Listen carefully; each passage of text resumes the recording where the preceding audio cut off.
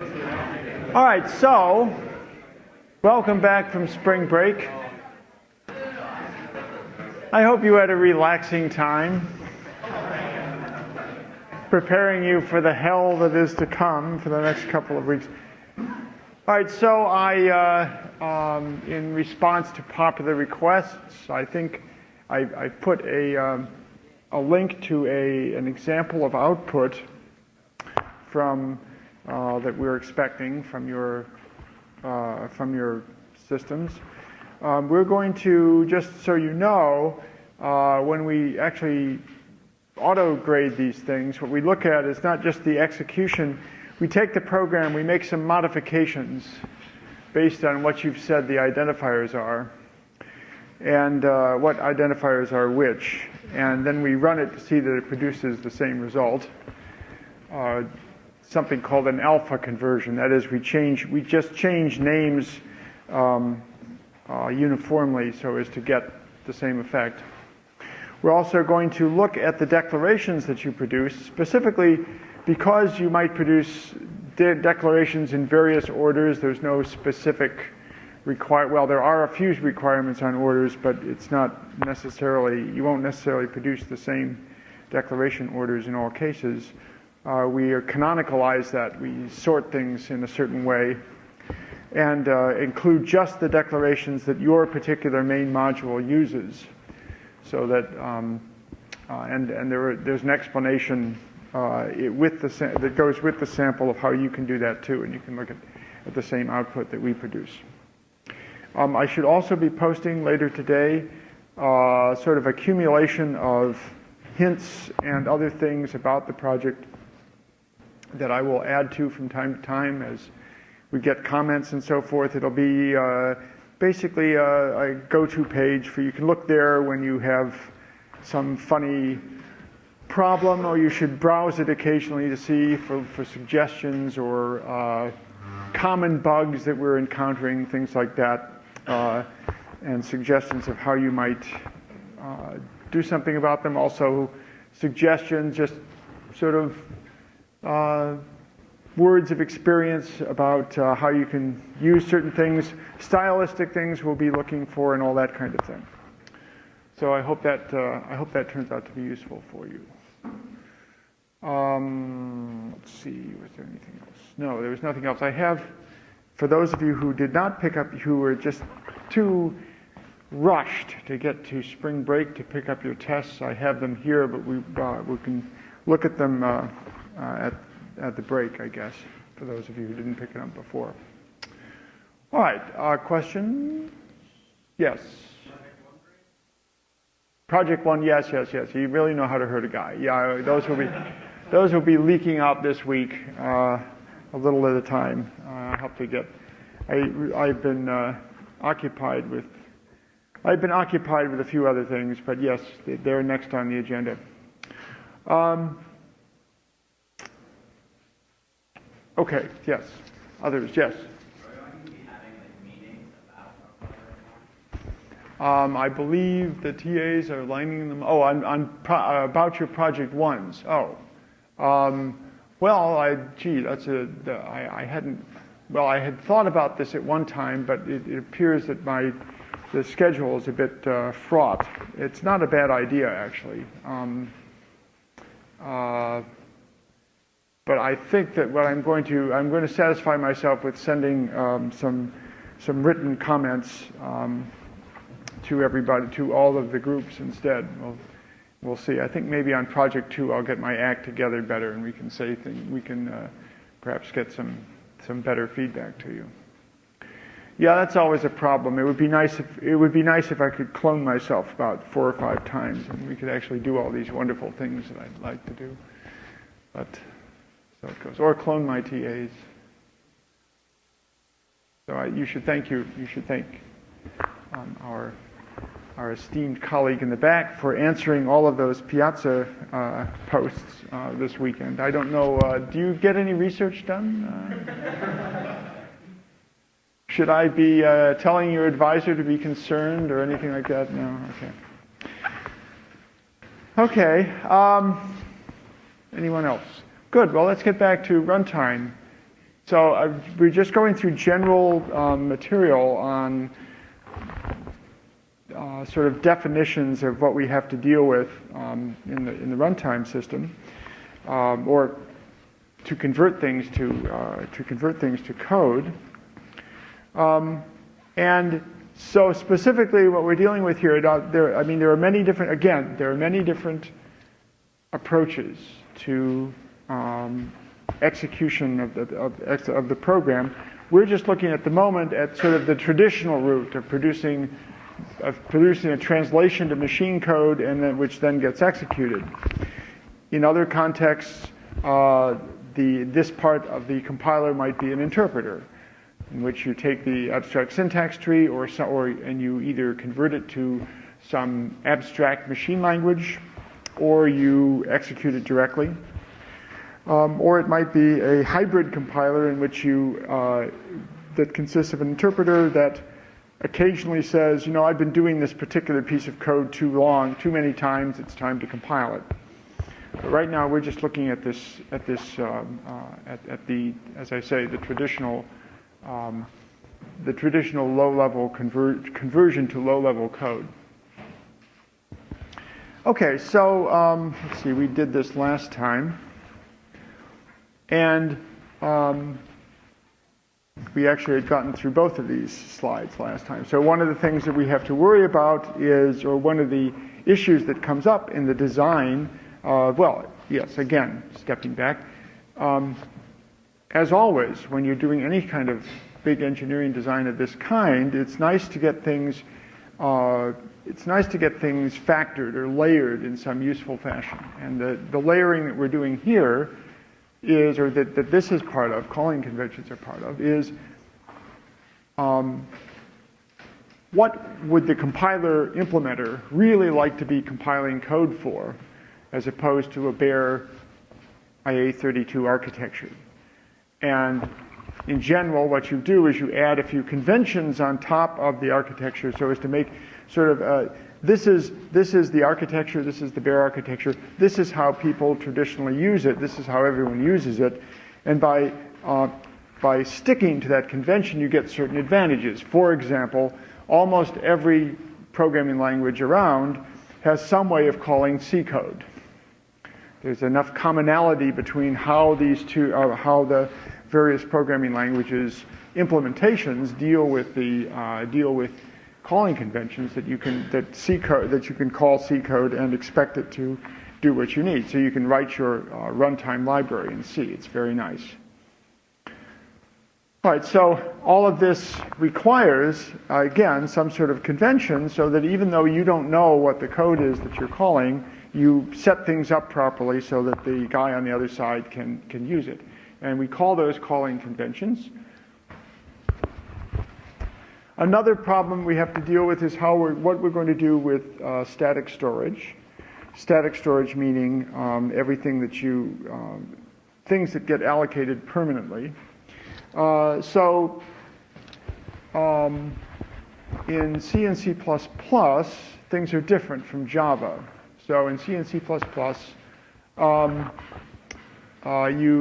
everything that's declared at the outer level, outside any function, every variable that's declared outside any function and outside any class is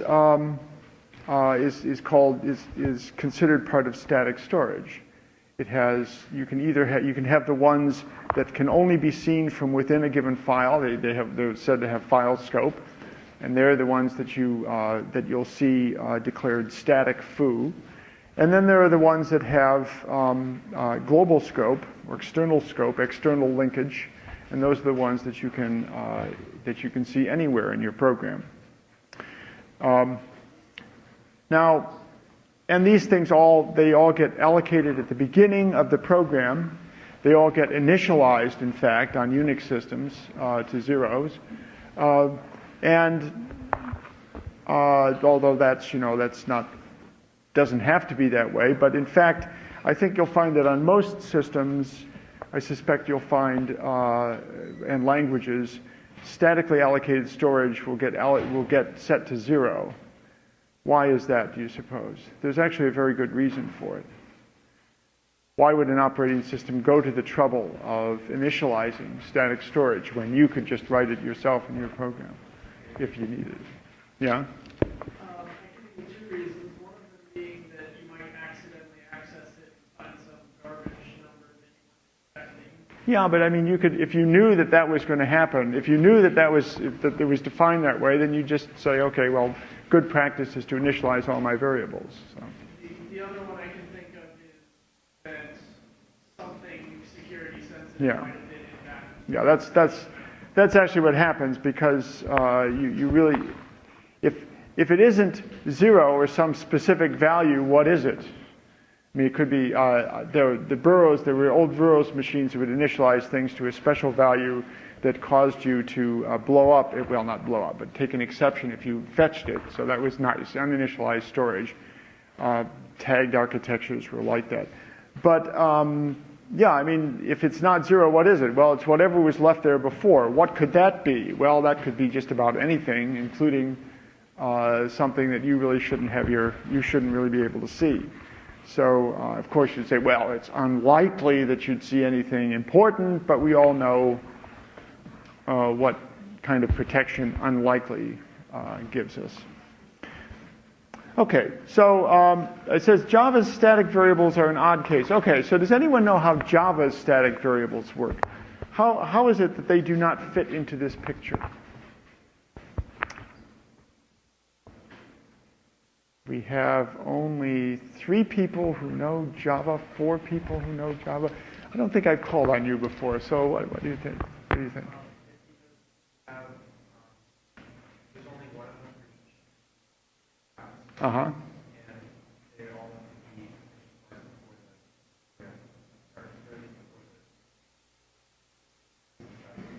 be Yeah, but which is it? I mean, how does it really work? It's actually not, I mean, before the program starts, that's what C and C++ do. Java does something different. Yeah. Is it associated with the class itself? So the class is used and it's allocated? Yeah, and do you know what used means in this context? Whenever it's instance or regular? Yeah, whenever you do a new on the class, whenever you call one of its methods, anything like that. The first time you do that, the class gets loaded, and at that point, the static storage gets initialized, and it's a very interesting design. They finessed a number of problems. But they also create a problem, which is that in order to do, if you think about that, that means every time you access a static variable, a static class variable in Java,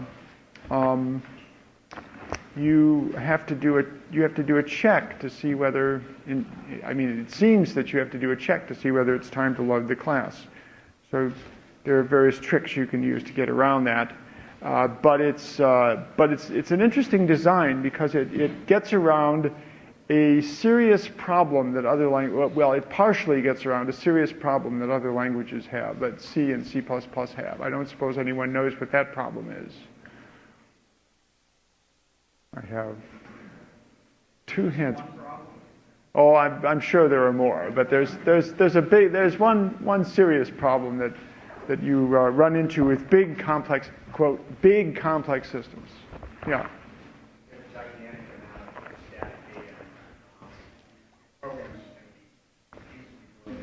Well, yeah, but of course if you've got a big program, it's going to be hugely bloated anyway, isn't it? So that's not so surprising, I think. There's something else.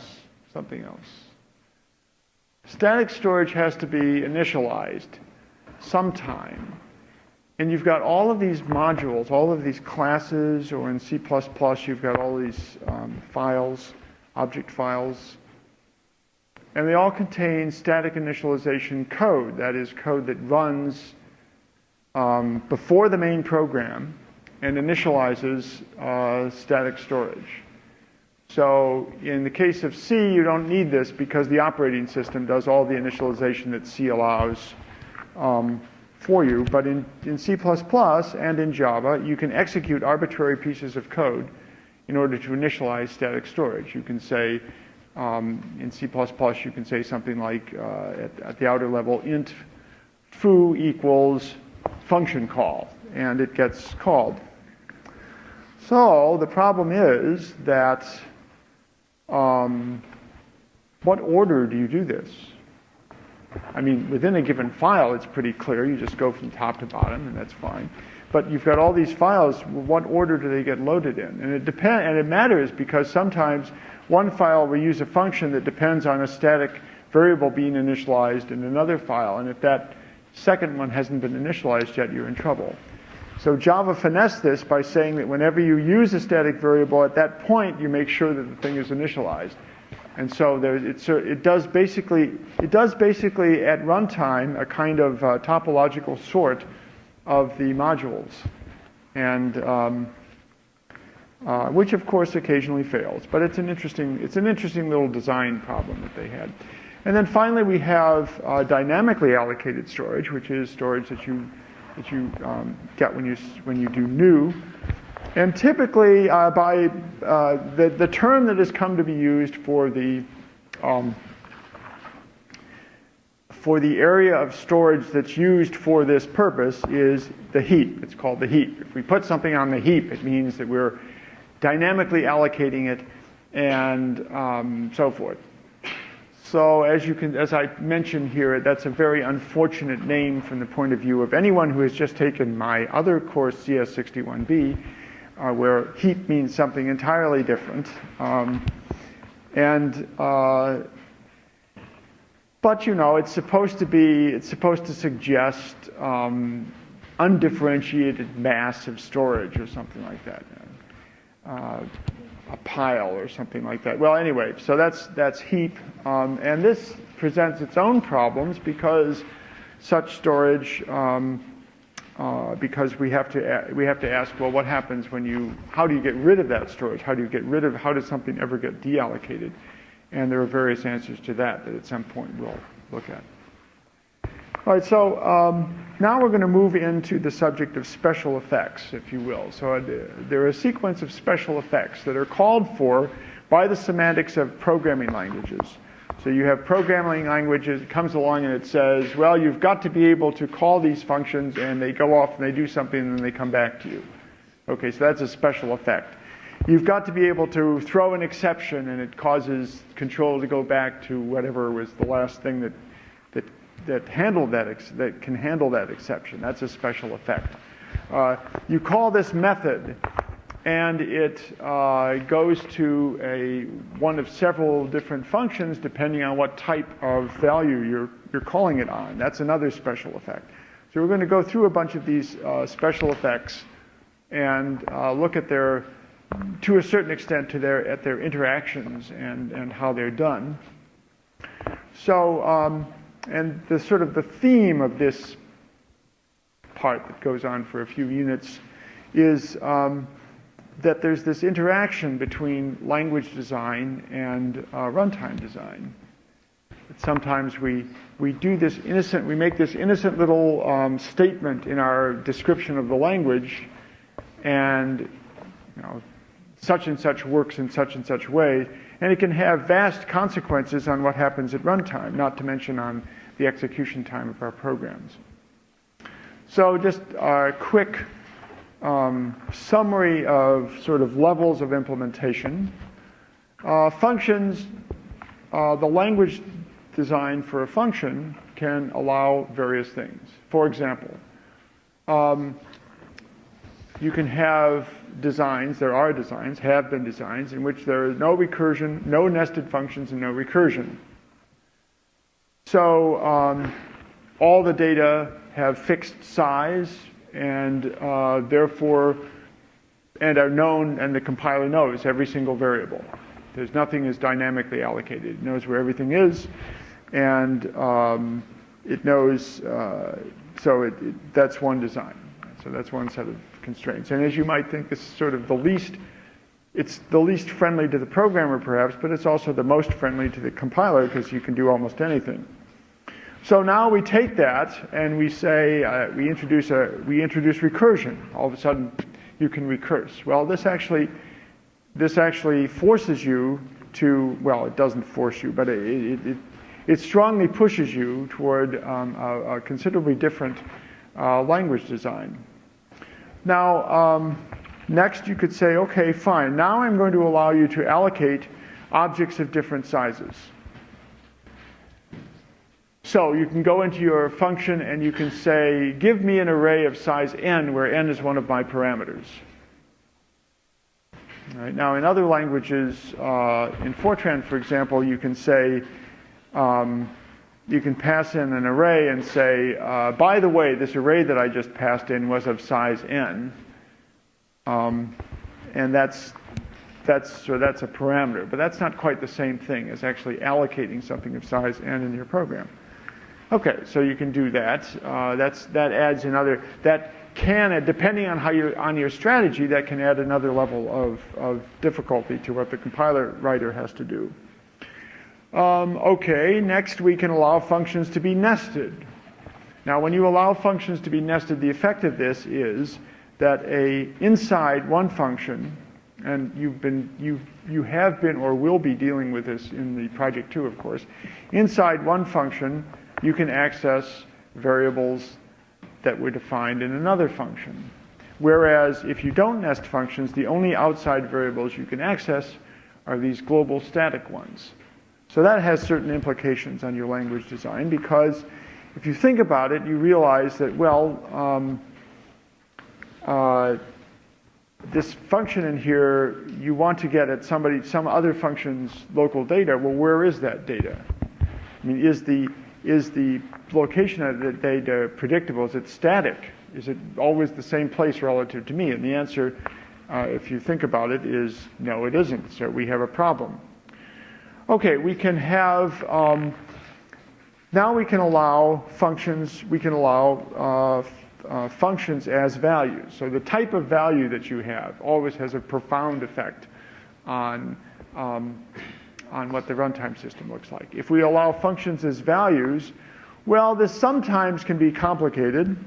In the case of C, it's not. In the case of C and Fortran, it's not. They have functions as values, but they're very restricted in such a way that there isn't really much else. There isn't much that the runtime system has to do. In fact, there's nothing the runtime system has to do except handle those calls. And that's easy too. But once you have functions that can be nested inside each other, things become interesting.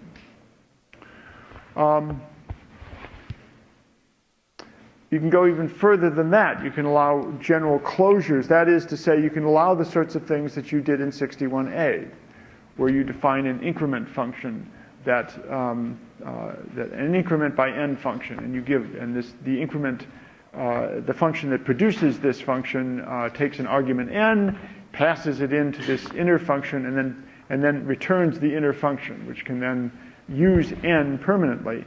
Well, that takes a certain amount of machinery. That's called a closure, and it takes a certain amount of machinery to make that work. And then finally, we can go the full route and allow these things called continuations, which we will define when we come to it. Those of you who have really know your scheme will be familiar with a function called call with current continuation,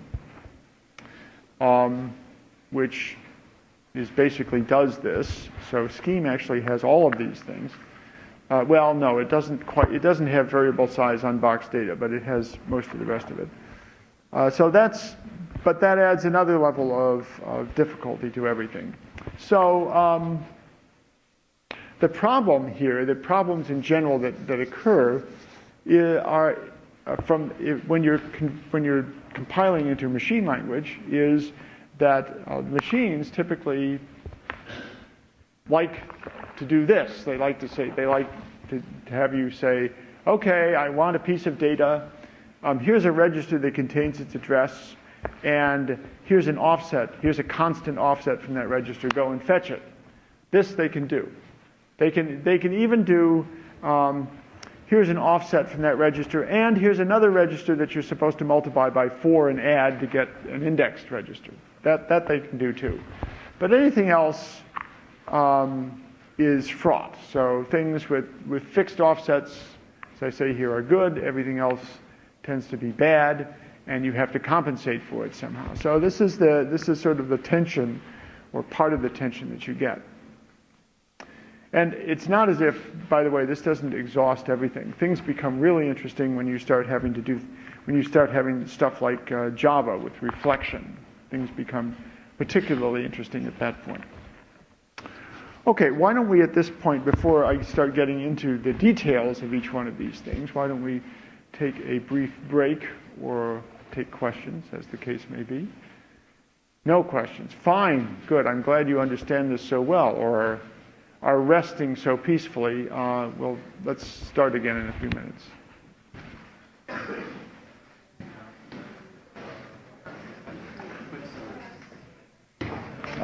Here. So here are the tests.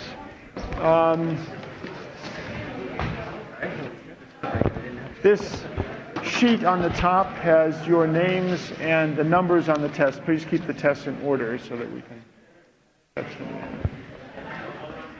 In fact, let's break it into 2 piles here.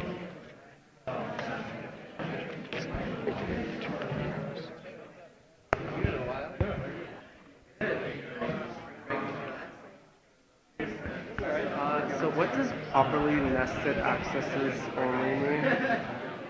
And number 5. It means that you call a function only during the period of time when the enclosing function is executing. Okay. Right. So I see. All right. Cool. So it's not. So you don't do what you do in Scheme, where you define increment function and you have this inner function that you then return, so that the increment creating function is not there when you call the inner function. All right. Thank you. Yeah. Yeah. I think I was wondering, in C++, how you can have nested classes inside a function? Yeah. But you can't have nested functions? Right, except in GNU you can, but not in regular C++, right? Yeah. Nested classes, however, don't complicate matters, except for the earlier stages of the compiler. I guess it's because you can't access the variables in the function. You have to pass them explicitly. Like if you have int x in the function, then you define a class, and give it a static member function. That static member function doesn't have access to x. That's right. Well, it's not that it doesn't have access to x. It's that saying x would not make any sense, because from a static member function there is no x until you. I mean, there are lots of x's. And the whole essence of static member functions is they don't say what they are. Yeah, I just tried to use the static class function as a hack to get around the limitation of not having functions. Not having what? Not having nested functions. I would just make a class and give it a static member function. Oh, I see. Yeah. That's right. That's a trick you can use. I don't.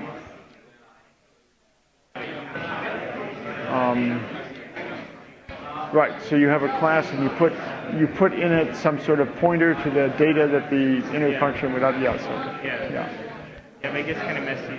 Yeah, you might consider. I mean, that gets sufficiently messy that you might consider maybe I'll just bite the bullet and pass a few extra parameters to this function. No.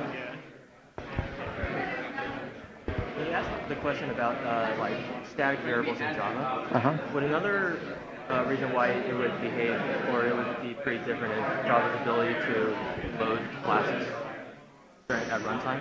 Yeah, you can. It always loads classes during runtime after the program starts executing, but you can also do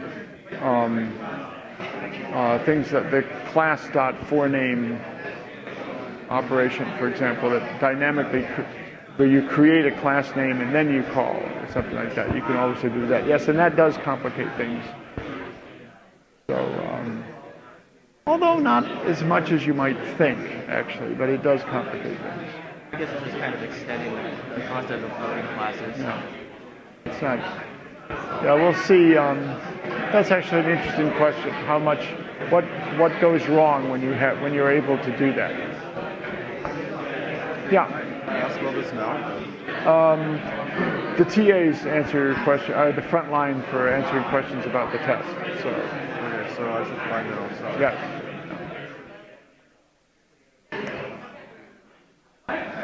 Okay, let's start again. So the TAs will filter, since the TAs did the grading, the TAs will take your comments about the test. Our ground rules are that the TAs are allowed to regrade the entire test if you ask about a single question. So do be sure that make sure that there aren't any questions where they've erred on your side before you go to them with a complaint, because my colleague, former colleague Manny Blum, who's now at Carnegie, well, maybe he's retired again, used to post it on his door, this sheet saying, if you come to me to regrade a test, I will regrade the entire test. And here's a count of the number of people whose grade has gone up, and a count of the number has gone up, ching, ching, and a count of the number of people whose grade has gone down, ching, ching, ching, ching, ching, ching. And so apparently he didn't get too many complaints that way. No. All right. All right, so let's just start from the top here, special effects and how to accomplish them. So imagine a language where there isn't any recursion, there are no nested functions. By the way, question just came up. What about nested classes? Nested classes don't actually have any effect on this part of the runtime system doesn't generally see that so much because it's up to the project 2 part of the compiler to untangle a lot of that stuff. So, but no nested functions. Now, in this particular case, and all our data is a fixed size. You can't allocate. You cannot allocate objects whose size is dependent on runtime, or at least you don't. I'm sorry, you don't have variables whose size is dependent on runtime. You might have variables that are pointers to heap data that has size that's variable at runtime, but that's an entirely different problem and doesn't really affect this. So in that case, that means that the total amount of data is strictly bounded, and the compiler knows what all of the data are. It knows what everything is. It knows its size. And since there's only one instantiation of a function, of any given function at a time, it's also free to, it can pre-allocate everything. The compiler can pre-allocate everything, put it in variables that are part of static storage. Everything's fine. You don't need a stack. Now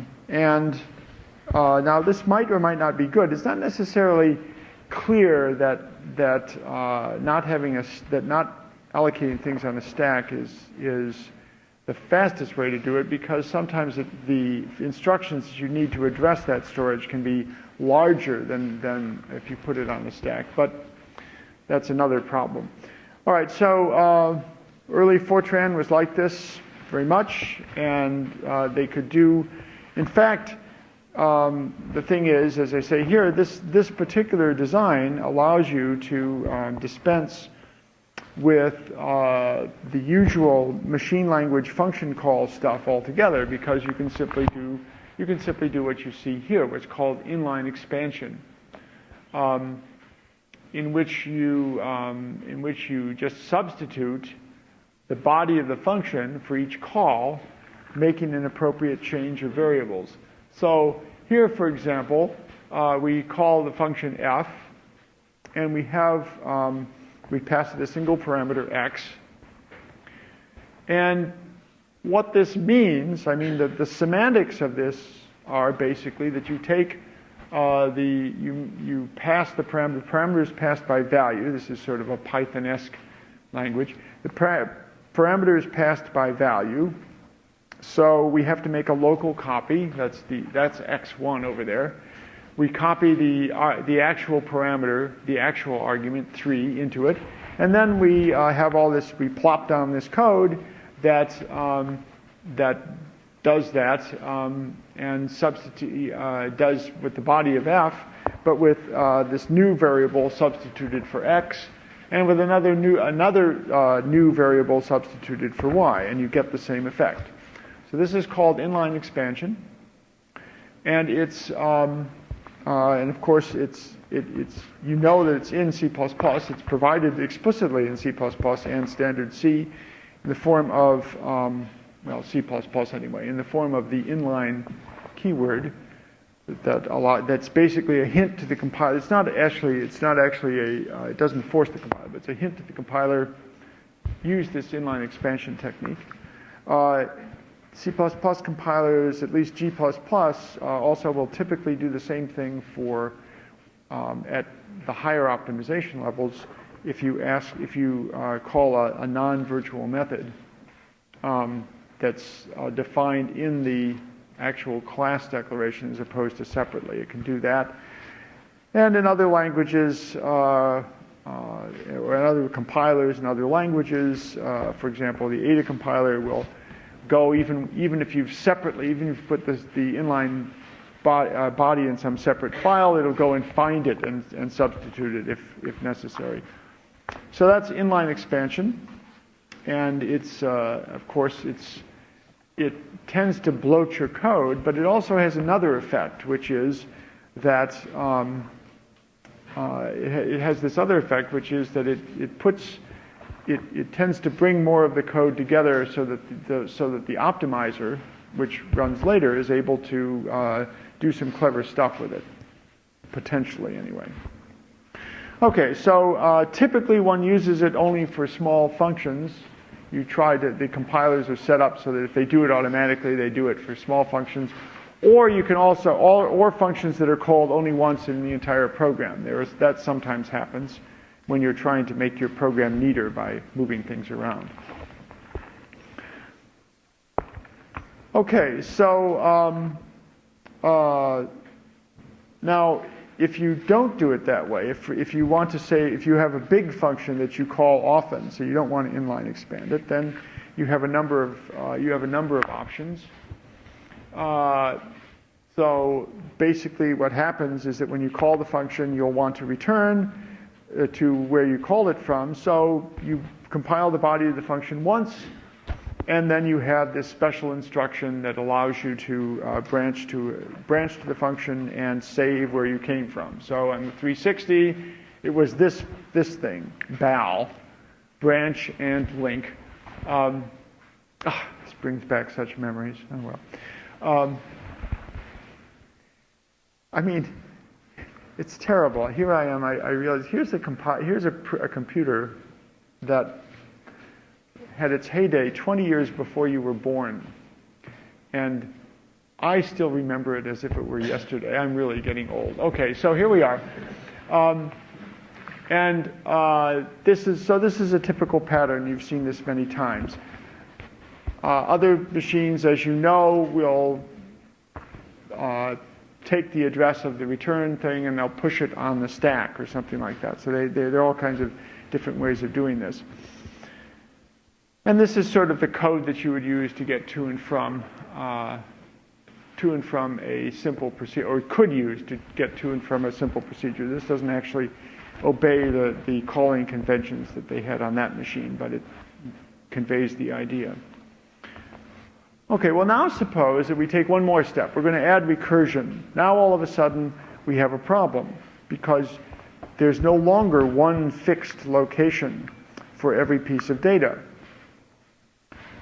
because a given instance variable, a given local variable, or a given parameter can, in principle, occur many times, or there can simultaneously be many instances of any one of them, any number of instances.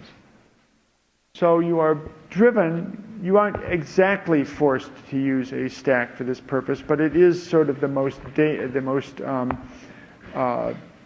obvious data structure to use in this case. So what we do is we encapsulate, as discussed on previous slides, we encapsulate the information that's specific to a given call of a function, make it into a frame, so-called activation frame, and we put all of these things, we allocate all of these things on a stack. Why do we allocate them on a stack? Well, why do we allocate them? Why is that the appropriate data structure?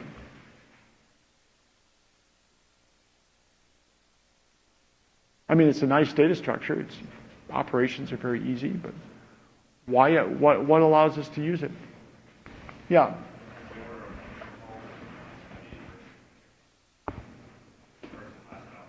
Right. That's right. So the first function that we call that returns is always the last function that was called, and then the most recent one that was called and is still active at any given time. So the stack is the perfect data structure for this. So there are various ways of doing this, and I think as I recall, I'm not always consistent in these slides about what goes in whose frame, but let's just look at it. This is a simple example in which things are laid out. The stack in this case is growing up, even though it may be growing down in memory, but that particular confusion is one that you'll just have to live with.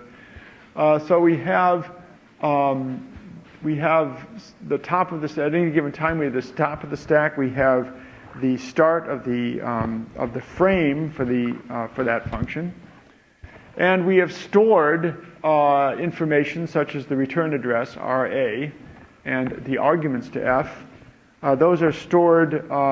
You can think of them as either being the arguments to F probably are part of the preceding the calling functions stack, and we can argue about who has the return address, whose frame that's really part of. But basically, you get a structure that looks something like this. Local variables for F go at the very top of the stack. Go at the top of the stack when F is called. The parameters are right underneath. The arguments to F are underneath all of that, somewhat deeper in the stack, which corresponds to when they are calculated. And we have the interesting feature, given the restrictions so far, the interesting feature here is that the distance between the top of the stack and the base of the first frame is a fixed distance, because all the data is a fixed size. So it's a fixed distance known to the compiler, and therefore, which means that the compiler can access any of the local variables of F and any argument, which are also a fixed size, as a fixed offset from either the top of the stack or the base of the first frame. So the logical thing to do is the easy thing to do is you have a register that points to the top of the stack, and you just do all of your data accesses relative to that register. Really very nice. Quite elegant, really. So that means, and when you return from a function, that's easy too. You know that you know where you have to move the top of the stack because you know exactly the size of all of this data. So you know that you're going to have to move the top of the stack back to about here. And then you know that you know exactly where your return address is. So it's easy to come up with coding sequences that do this. This is basically reflects in simplified form the structure used by the IA32, that is the 8086 and friends. Okay, well let's stop with that special effect, and we will keep adding complications in the next lecture.